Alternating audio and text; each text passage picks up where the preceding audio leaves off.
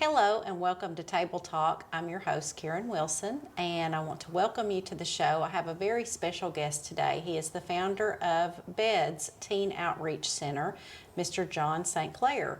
John is the father of Brandon St. Clair, who took his life in the winter of 2019 at the age of 14. So we've got a very powerful story to tell about Brandon and some great resources to share if you know someone or you have a teen that's going through struggles right now. Welcome to the show, John. Thank you very much. Yeah, so we've been talking for a while trying to, coordinate this, and I think it's a good time for us, and it's always a good time to talk about issues going on with teens and how we help teens, young adults, younger children, older adults. It doesn't matter. Everybody has struggles in life. Very much. So tell us about just about Brandon himself. Let's bring him to the forefront. That's a lot, but he was a very interesting young man. I mean, I've met a lot of kids, because I just like kids, so he was very interesting. From a young age, he loved to take things apart, build things. He always was building robotic hands out of cardboard and stuff. He started getting into video games and computers just because I am, so, naturally you take on the role of a parent, So he started getting into computers very heavily and taking things apart and learning how things worked. And then as soon as he got to about middle school, he really started loving his friends. He loved to have friends. Very early on, we were informed by the schools, and obviously we knew it at home too. He loved making people laugh. Very social. Yes, very social. He always wanted to joke, and he always would bring home new jokes, trying to make us laugh, like little kid jokes, and he was always wanting to make everybody happy around him and laugh. And he was always playing jokes on us at home and hiding and trying to jump out and scare us and set up traps for his sister in the hallway, things like that. And then in middle school, we very much started noticing that he started becoming more of a protectory kind of guy, like telling us about he was talking to a friend and they're not having a great time at home, or tell us about something that Mary was sad. My daughter was sad, so he'd let us know about that before she would tell us. We started noticing that about him. He was a thoughtful kid. He was very thoughtful, deep. very deep, very thoughtful. Always wanted to know everything of what was going on, why. He had a lot of whys. I mean, all kids do, but his was more of like, why can't I drive now? Why can't I walk all the way to school from 5 miles away? Why can't I go into Walmart by myself at the age of 10 and buy whatever I want, with your money? Yeah. So he really wanted to be independent, and toward the end of his life, that was some of the last things that he had told us was, I feel like an adult trapped in a kid's body. I don't know why I can't just do what I want to do. We started learning that. If he would have gave himself some more time, I think he would have realized he was what most people call like an old soul. He started getting to the point where he was really getting deep with us, with himself. So he was very, very interesting, very interesting. Well, and a lot of people with those characteristics, it makes me think of like they almost take the weight of the world on their shoulders and feel like they want to fix things that are wrong in the world, but they kind of struggle with that. Maybe they don't know how. They feel like they're too young. So that is very true. Yeah. We noticed shortly after Brandon chose to take his own life, we were told that by several of his friends, all the way back into 6th grade, that he had talked a young girl out of suicide. He had stopped 2 of his friends from self-harming. And then we found out after his funeral and, through friends, he did all kinds of little things for his friends. There's one girl that he brought Oreo cookies to every morning, like 2 or 3 Oreo cookies. Another girl, every single day when they woke up, he texted her, "Good morning, beautiful." You know, to make her feel better about herself every morning.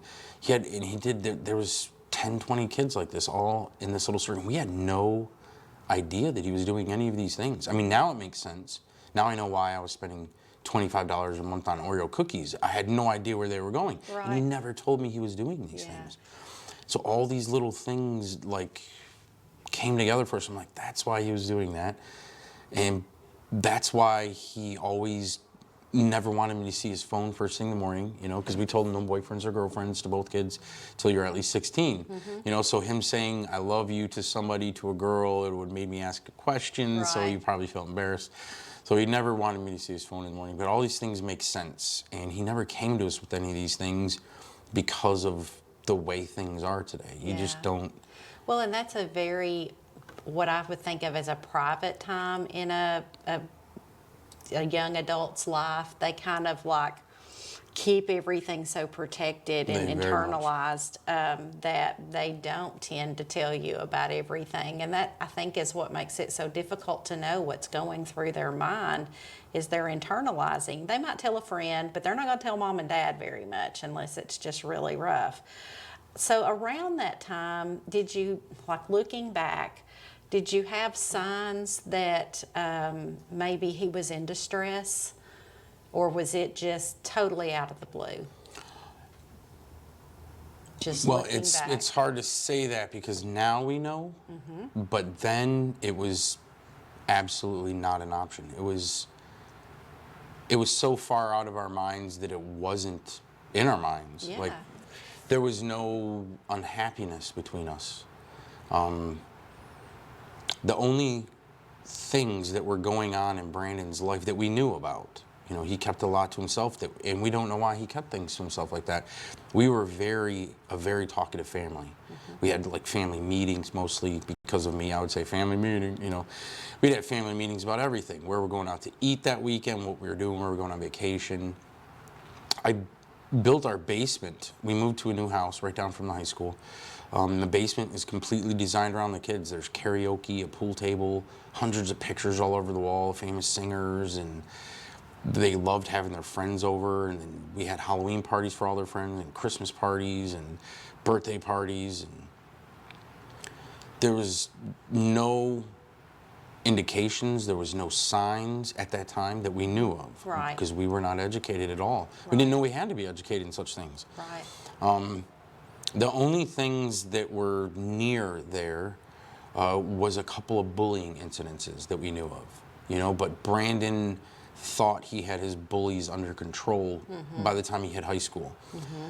His last year of middle school, he had a bully, but they confronted each other, and toward the end of the year, he said he thinks that they were starting possibly to become friends. Yeah.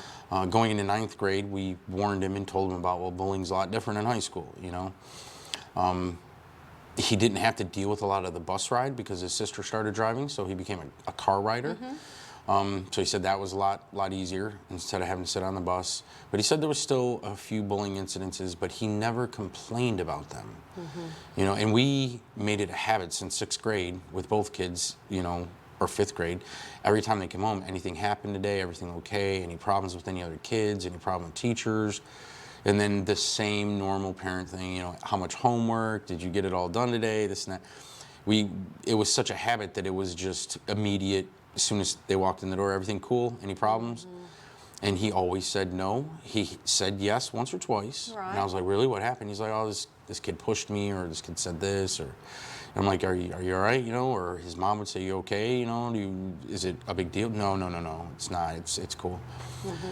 He never told us anything about girlfriends, you know, probably because there was the rule of no boyfriend or girlfriends till 16, so he kept that to himself. And we found out later that he had a couple of girlfriends, so there was probably a little bit of heartbreak in there, you know. Well, yes, that comes with that But age. I didn't know this, so Right.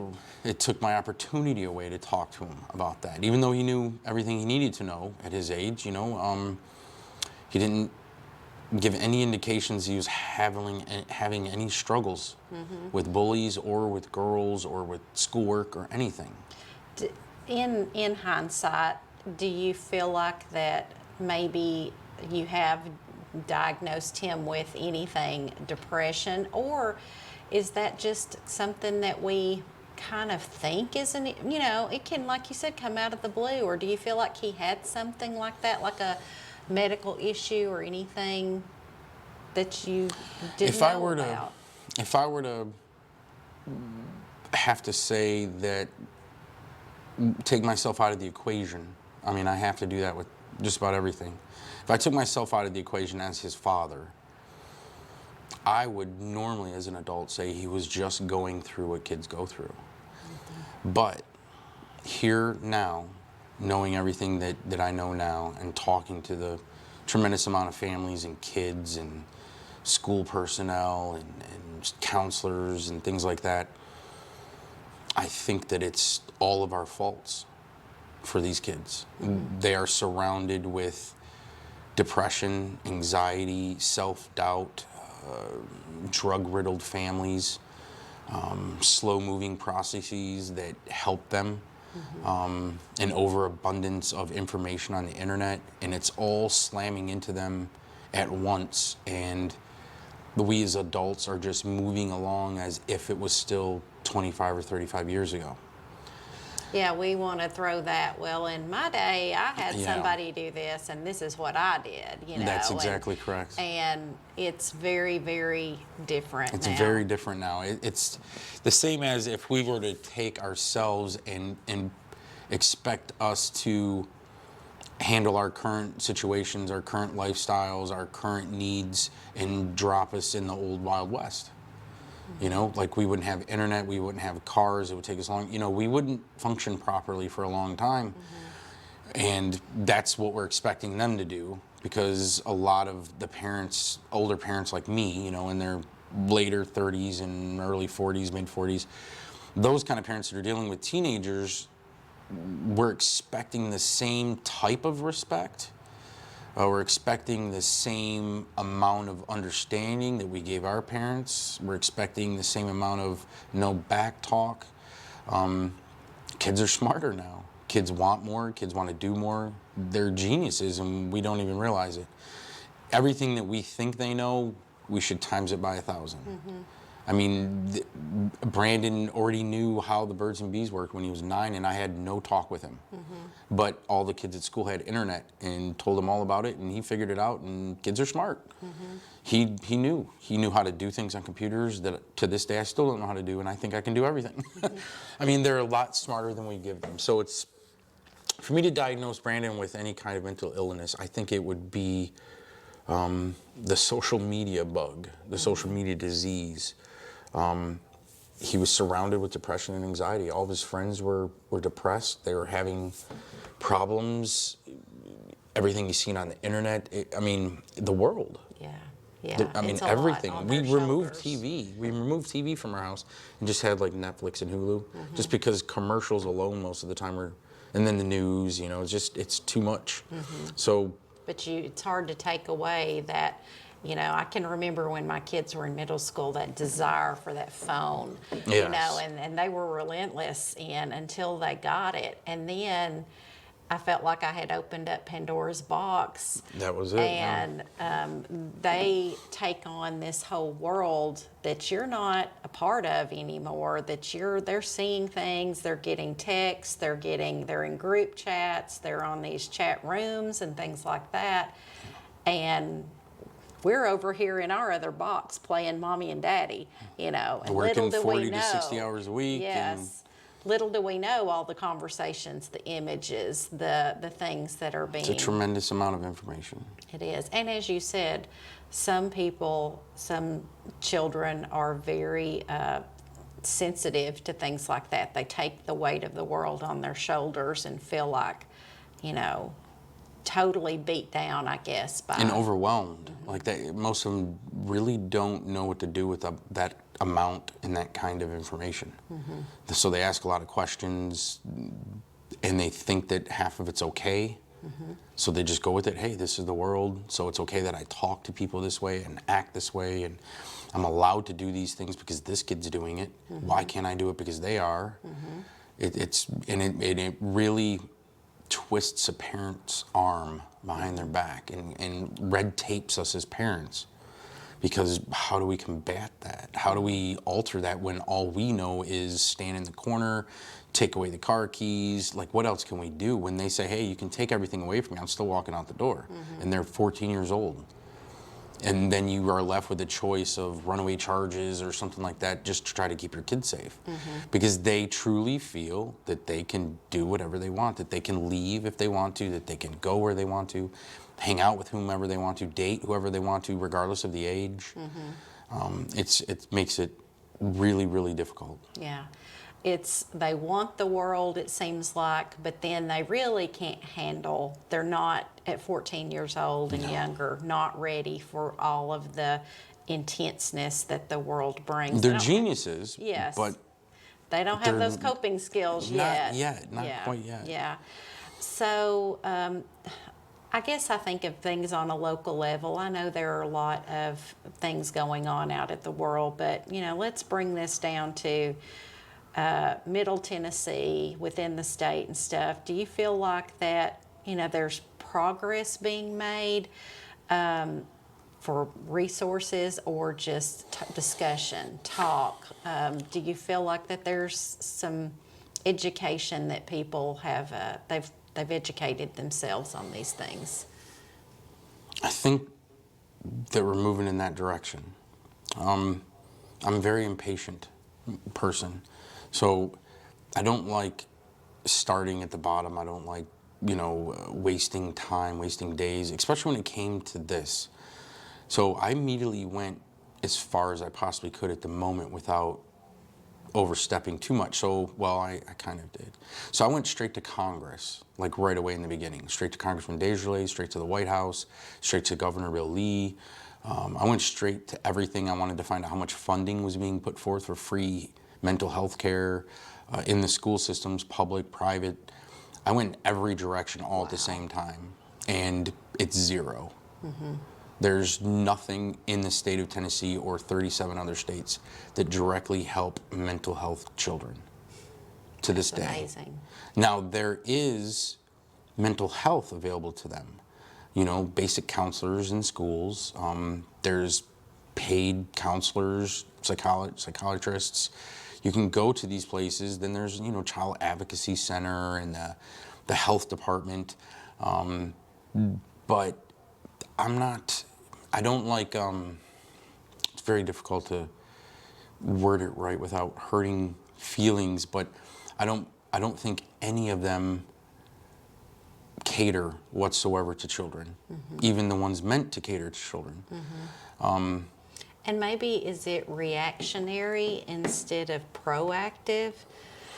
I think and it's maybe temporary reactionary. It seems like when something like that happens, a lot of people get really like, oh, we got to do something. And there's a little talking that goes on, and then it's forgotten about until the next crisis. That's very, very, very true. Very true. There's a lot of talk, especially around election times, especially around budget times, trying to get more money for budgets, things like that. But my biggest find, my biggest wow moment through all this was how comfortable everybody is in their positions and how rudimentary it seems that they act toward their jobs. At, say, child advocacy centers around the world, around the United States, around the United States, how they immediately classify and label a kid reaching out or a family reaching out for help or a call on a crisis or a welfare check. It's how quickly we've been there before, they're fine, and so they take their time and they get there next week or the week after.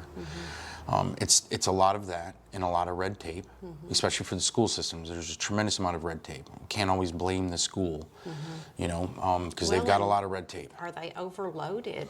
All of them are overloaded. Every single one of them are overloaded.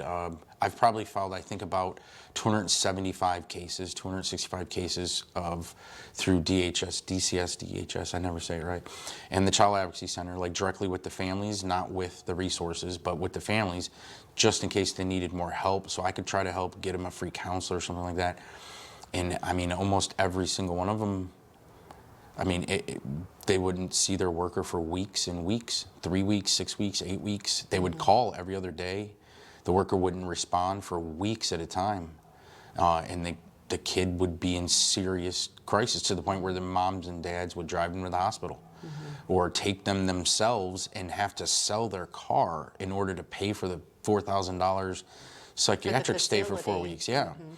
And It's all because of the stigma that mental health isn't real, that there is no such thing as child depression or anxiety, and unfortunately, this is a huge unfortunately, religiously, a lot of families here in the Bible Belt, I don't know if it's because of the religion or because they were raised so deeply rooted in a religion, but they just literally dismiss the child's depression or anxiety with the child sitting there crying, saying, I'm feeling suicidal, I'm having panic attacks at school.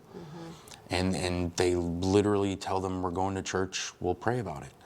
And then that kid is in the hospital 2 weeks later, and they cut the wrists or took in pills. Yeah, because sometimes, I mean, that's great, you know, not dismissing anything like that, because that is an awesome place for your children. But sometimes things are more immediate than that, and there can be medical and chemical things going on that needs an immediate response instead of praying your way through it. And I do not mean that disrespectfully, because Neither do I. I'm a faith-based person myself.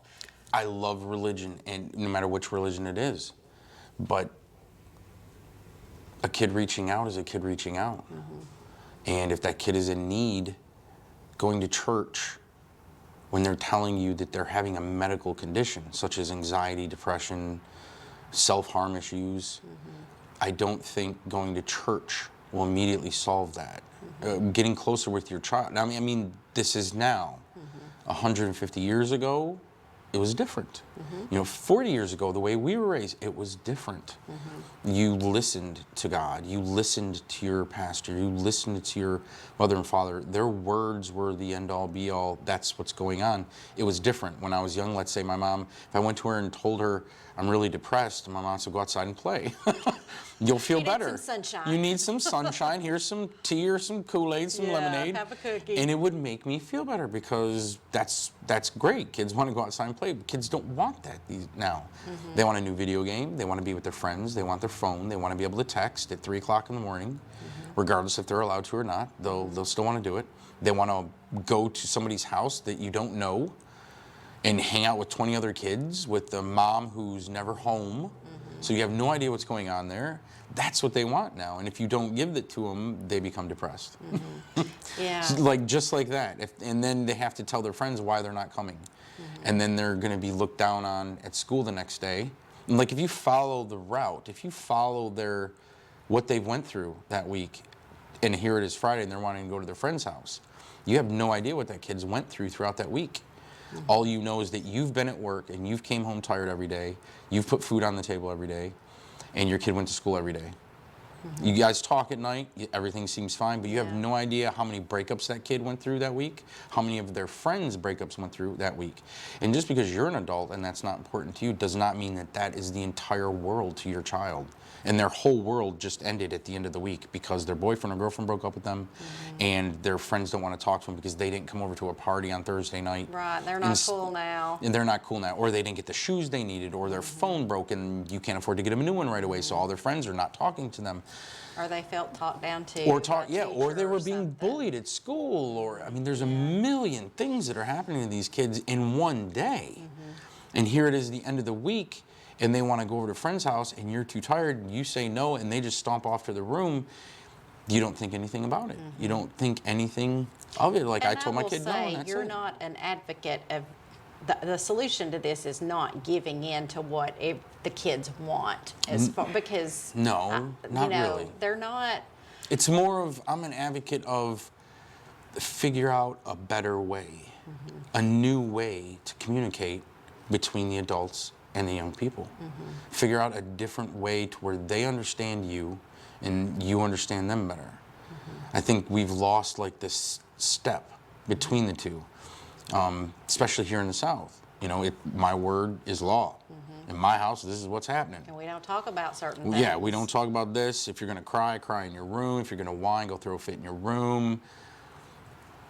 About half the time that I've been told that that's what's happened, and the kids have told me, or the parents have told me, the kid has turned to cutting, the kid has turned to stealing, the kid has turned to drugs, fornication, other things to try to get some kind of outlet or to get some kind of attention for actually what's hurting them, bothering them. Yeah. I think that if we want to succeed, parents need to be more open to their kids. They need to tell them why they're saying no in a normal manner as you and I'm speaking now, not in a because I said so manner. Right. They need to treat these people because they're not kids like they used to be. They're not kids like we were. They are young people trapped in young adults trapped in kids' bodies, like my son said. Yeah. And some of my son's words make so much sense now. You know, and all these kids that I've been talking to, almost every one of them, that's what I felt from them. Exactly what my son said, an adult trapped in a kid's body. I'd like to thank John for coming today and sharing his story with us. We've got a lot of education to cover, so we're going to break this down into 2 episodes. Today we've talked about Brandon and some of the things that he went through, and some signs if a teen is in distress. Next week we're going to come back and talk more about the B.E.D.S program and the outreach center that John and his wife Laura have established. So thank you to our audience for joining us today. We welcome you to come back again next week for more Table Talk.